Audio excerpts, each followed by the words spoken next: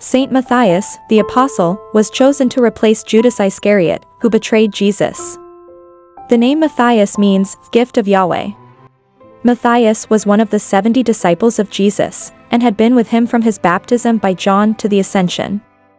His calling as an apostle is unique, in that his appointment was not made personally by Jesus, who had already ascended into heaven, and it was also made before the descent of the Holy Spirit upon the early church.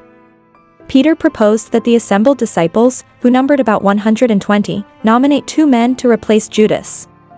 They chose Joseph called Barsabas, and Matthias.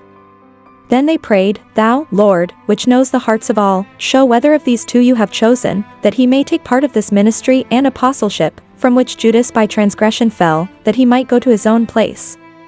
Then they cast lots, and the lot fell to Matthias, so he was numbered with the 11 apostles. He first preached the gospel in Judea, then in the area of present-day Georgia, and was crucified. However, another tradition maintains that Matthias was stoned at Jerusalem by the Jews, and then beheaded. It is said that Saint Helena brought the relics of Saint Matthias to Rome, and that a portion of them are at Trier, Germany.